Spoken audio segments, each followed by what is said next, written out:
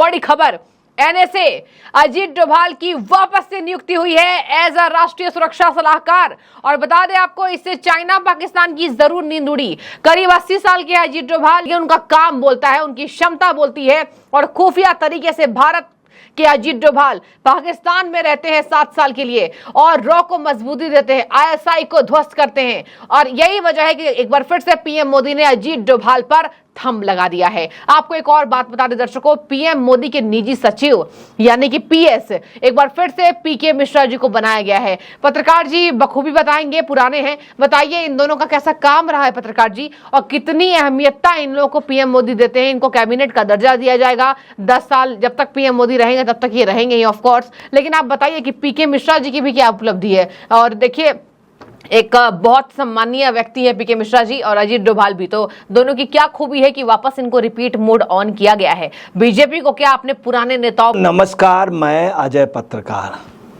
देखिए, हम आपको क्लियर कर दें, मोदी का शुरू से रहा है कि अगर किसी को काम आता है और वर्क के प्रति ऑनेस्ट है, हाँ, और आउटपुट उससे निकल रहा है और उसके नेशनल के प्रति, राष्ट्र के प्रति श्रद्धा है, जबरदस्त अटूट, तो मोदी उसके साथ रहते हैं। मैं आपको क्लियर कर दूं, कई आईएएस कई आईपीएस ऐसे थे अधिकारी जिन्होंने मोदी की जबरदस्त बुराई की, मगर मोदी जी ने उनको अपने मंत्रिमंडल में लिया। आपको बता रहे हैं कि केरल के एक वो थे, यहाँ पे वो भी रहे, दिल्ली को उन्होंने काफ़ी कुछ रिपेयर किया, तोड़ा, बनाया भी।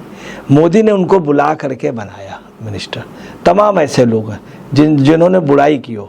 आप यहाँ से अंदाजा लगाए, कुछ ऐसे लोग हैं जिनका हम नाम नहीं लें, जिन्होंने मोदी की जम के बुराई की, मगर उनको काम आता था तो मोदी ने उनको बुला करके, हाँ, वो लोग खुद ताजुब मान गए, क्या कर रहे हैं, मोदी जी की मैंने बुराई की थी, मगर अगर उनमें क्वालिटी।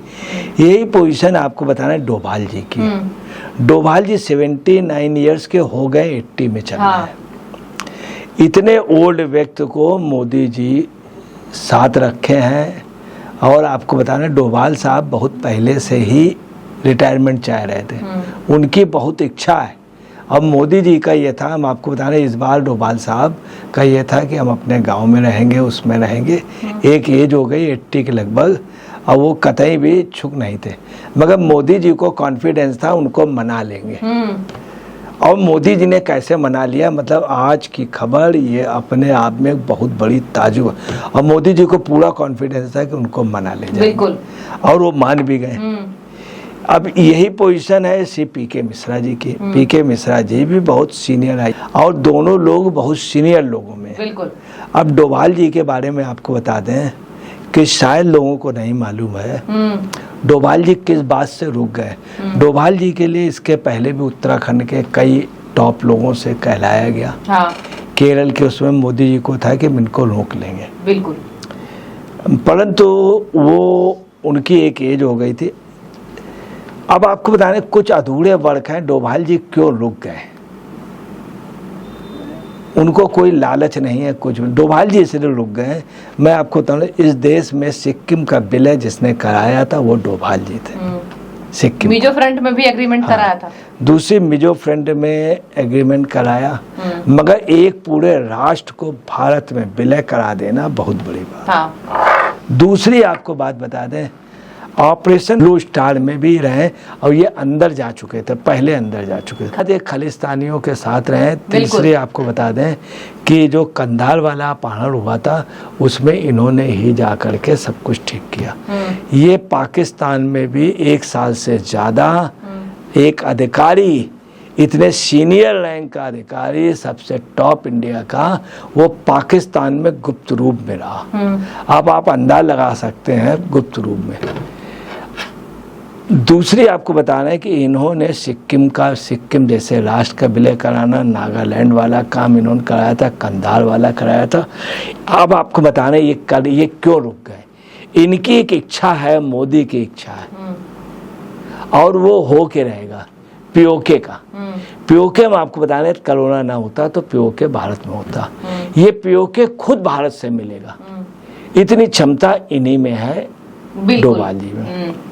दूसरी आपको बता दें डोभाल जी क्या होगा कि किसी दिन भी आप सुनेंगे, नोट कर लीजिए कि लाहौर का विलय भारत में, लाहौर का विलय भारत में, और पख्तून बलूच पाकिस्तान से अलग होगा और पीओके अपने आप भारत में आएगा, अपने आप।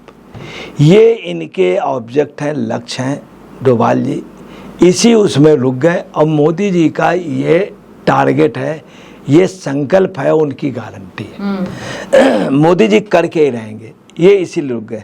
और इनकी रुकने की जो एक वजह रही, मेन ये रही कि मोदी जी ने इन्हें बुला करके इनसे कहा कि जो ये सब हो रहा है इधर, ये हो गई। ख़ास तौर से मोदी की गवर्नमेंट को रोकने के लिए जानबूझ करके वहाँ पे बस में फायर किया गया। अगर बस न गिर जाती तो बस के सभी उनको आतंकवादी भून देते। उसके बाद 2 घटनाएं की। मोदी जी ने जब बुलाया तो बुला करके इन लोगों की बैठक हुई, मीटिंग हुई। उन्होंने कहा आतंकवादी विरोधी क्षमताओं को पूरा स्पेक्ट्रम तैनात करने को कहा। उस स्पेक्ट्रम तैनात करने पे इन्होंने पूरी कुछ उसकी फील्ड बना दी। अब समस्या उसको लागू करना, इधर पीओके का। इन सब की वजह से जो इन लोगों ने उनको रोकने की बात कर दी और भारत के स्वरूप को जो कश्मीर में 3 दिन, ये घटना भी डोभाल को भारत में रुकने के लिए और पोस्ट को संभालते रहने के लिए एक प्रेरणा स्रोत हो गई। डोभाल उनमें नहीं जो मैदान छोड़ के चले जाए। जब वो जा रहे हैं इससे घटना होके तो उनको आप सुने वापस आ गए, क्योंकि उनकी जो वो है वो भारत के प्रति वो।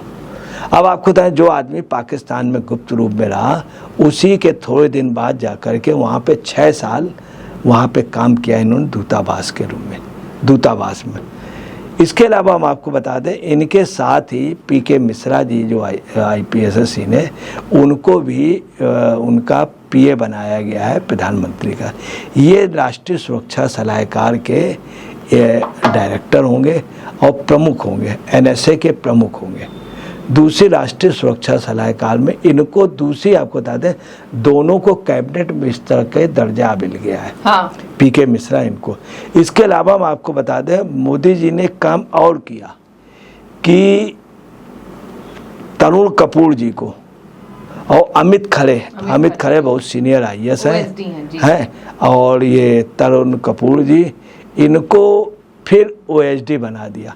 अब आपको बता दें, यहाँ कोई समझ नहीं पा रहा, इनकी जो कोर टीम थी, उस कोर टीम में मोदी ने कोई डिस्टर्बेंस नहीं किया।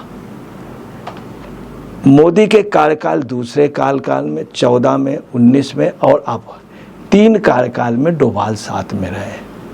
अब मोदी ने जब मंत्रिमंडल गठित किया तो यह था शायद सरकार नहीं हो पाएगी। मंत्रिमंडल में उन्होंने क्या किया कि आपको बताया, राजनाथ सिंह रक्षा मंत्री थे, उनको रक्षा मंत्री रखा। परिवहन मंत्री गडकरी थे, उनको रखा। जो जिसके पास पोस्ट थी। अमित शाह गृह मंत्री थे, अमित शाह को गृह मंत्री में रखा। जो मेन थे, कोर उसमें कोई भी डिस्टर्ब नहीं किया। इधर कोर जो इनके अधिकारी थे उस पर डिस्टर्ब, वही OSD वही वो। तो इसमें अब क्या है कि मोदी को ज़्यादा टेंशन नहीं लेना पड़ेगा, वही जो कमेटी काम कर रही थी जिसको अनुभव कर लेंगे। अब आपको बताने होगा क्या, अब होगा क्या, मोदी तब से काफ़ी मजबूत हो चुके हैं। ये अधिकारी भी ऐसे हैं, तो निश्चित आप समझ लीजिए कि बहुत मजबूती से इन लोगों को काम बताना नहीं पड़ेगा, लोग अपने आप काम को अंजाम दे देंगे। और आपको बताना, डोभाल आप मानिए देवभूमि के हैं, ये देश के पुत्र इनको मानिए, और निश्चित तौर पे बहुत कुछ दे के जाएंगे भारत को। पीओके तो निश्चित होगा और लाहौर भी होगा। इसके अलावा बहुत कुछ मिलेगा। आतंकवाद को इन्होंने जड़ से खत्म कर दिया, मगर आपको बता रहे कई गज नीचे ये आतंकवाद को दफना के जाएंगे।